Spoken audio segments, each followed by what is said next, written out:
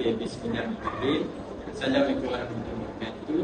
Jadi bersama kita tengah hari ini lagi sekali merupakan Puan Balkis ataupun lebih mesra dipanggil sebagai Umi, yang merupakan PPM di Prasekolah SK Bukit Keteri. Jadi kami bapa ingin bertanya dah soalan berkaitan dengan pengurusan murid di prasekolah ini.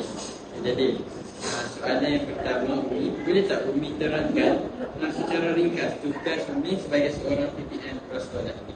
Jadi kalau tugas Umi sebagai seorang PPM prasekolah ini, mula-mula mulai sekolah ni kan, mula-mula Umi akan pastikan PPM prasekolah ni macam okey. Lalu macam pastikanlah keselamatan murid prasekolah. Macam itulah dari segi aspek makanan. Kita kena pantaulah makanan yang berdasarkan menu prasekolah ni kita ada semua lah kan. Untuk prasekolah ni. Dari segi pelajaran pula, Umi kena pastikan murid prasekolah ni kita sendiri. Kalau cikgu mengajar tu macam Umi kena ada sekali lah. Untuk bimbing juga kita sama cikgu. Untuk soalan yang kedua pula, Umi, bagaimanakah rutin harian murid prasekolah diuruskan setiap hari?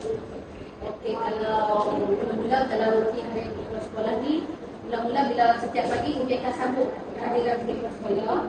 Okey, pastikan murid sekolah ni macam selesa.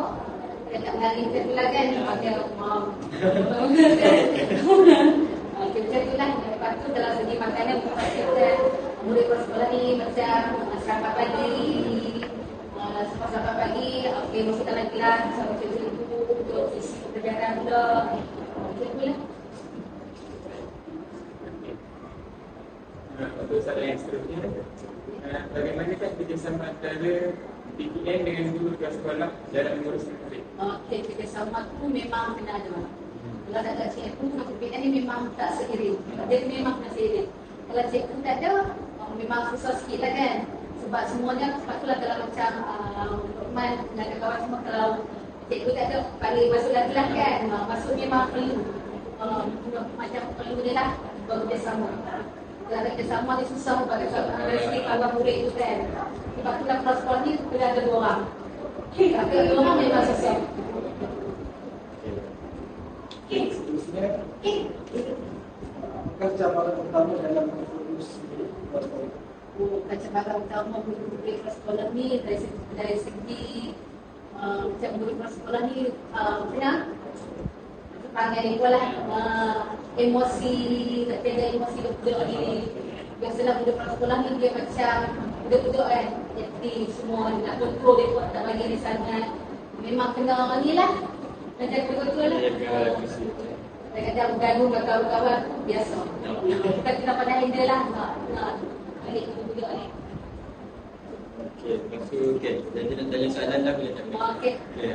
Contoh, apa cadangan Umi untuk menambah baik pelaksanaan prasekolah? Dengan 2 Soalan PPM tak cukup pasal ada orang sekarang. Kalau PPM tu, kalau seorang tu, kalau seperti budak, kalau hasilnya lebih mengaruh gila kan. Kalau budak tu macam penambahan budak dari segi contohnya dari kelima, budak maksudnya budak tu lebih lagi memang akan tambah. Sebab ada budak tu kelas seorang memang tak cukup.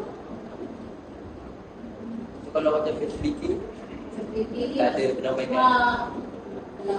Kita cuma cuma macam infrastruktur seperti macam televisyen kan. Sekolah ni selalunya semua sekolah tempat yang bandar dapat macam televisyen yang smart TV semua kan. Kalau dia macam kawasan pedalaman ni luar sikit lah. Tak ada sangat penyediaan macam tu. Jadi sekolah ni macam ketinggalan sikit lah. Berarti macam tempat-tempat yang luar tu macam yang smart TV semua tu ada kan. Sekolah kalau macam dia macam kampung-kampung ni kurang sikit. Tak ada. Itu